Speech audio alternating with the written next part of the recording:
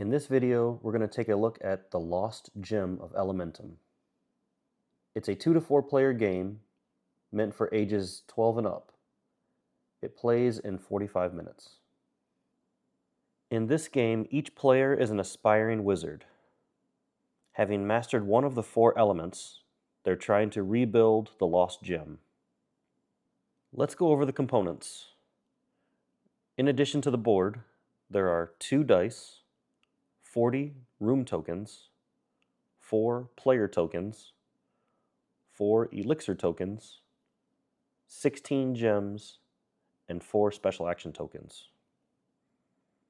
The player tokens will start in the center of the board. They will navigate their way through the maze to collect a gem from each corner. The first player to collect all 4 gems wins. Each room token has 2 or 3 arrows. These arrows represent doors.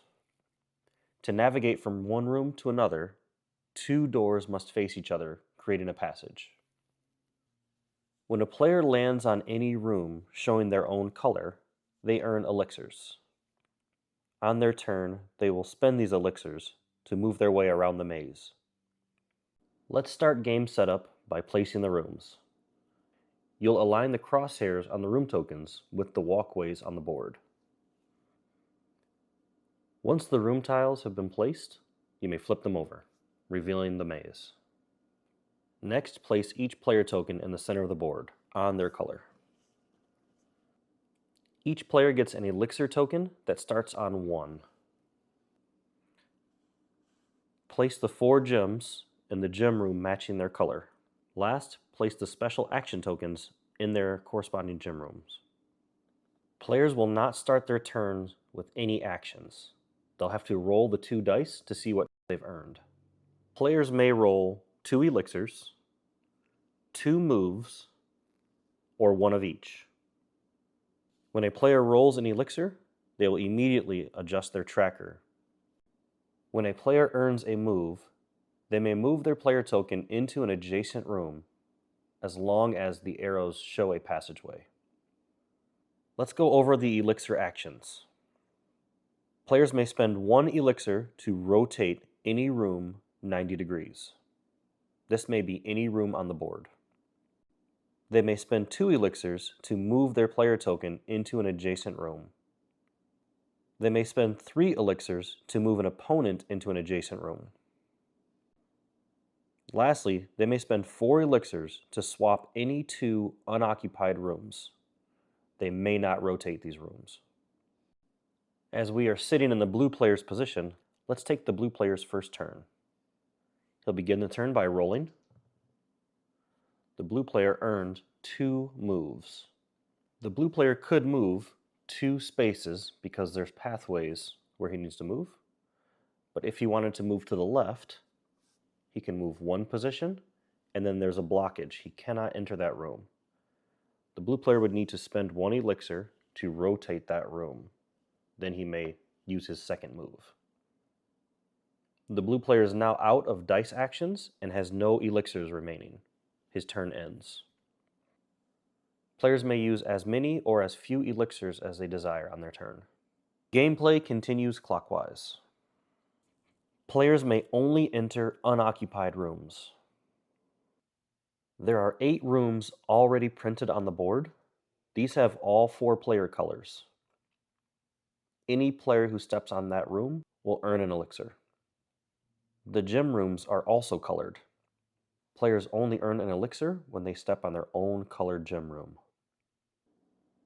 Players can use elixirs to create interesting combinations. The blue player only earned 1 move, but they earned an elixir. They will increase their elixir tracker, use the move to enter the next room, earning an elixir.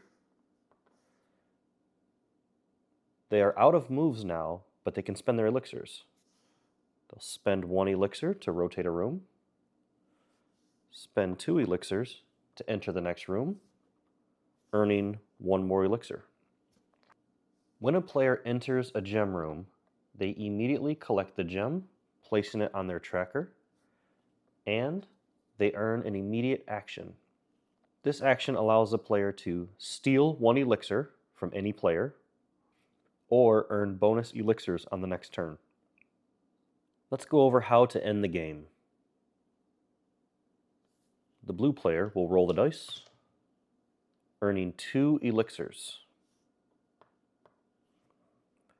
They have no moves to enter the gem room. However, they can spend their 2 elixirs to move, earning their 4th gem, winning the game. I had a lot of fun designing the Lost Gem of Elementum. I really wanted players to feel like they were gaining magic, gaining more and more skills as they were navigating around this maze. It's fun to watch game testers as they're playing this game. They're getting more and more clever on how they spend their elixirs. So watching players actually learn how to use their magic more efficiently was really fun for me as a designer. I love games with dice in them, but in this game you're not a slave to the dice. You still earn magic and you can counter whatever poor roll you get just by spending your elixirs. The rooms really are my favorite component in this game. I haven't seen a game that has rooms that you can rotate back and forth, that give you some doors and then some blocked passages. As a designer, it's enjoyable for me to see players studying the board and trying to count how many moves or how much magic they need to try to reach that gem room. I think in most fantasy games, wizards are always powerful, but they're also quite clever, maybe a little devious. So getting players to try to do the math on how to reach the gem room before their opponent does, it feels right to me.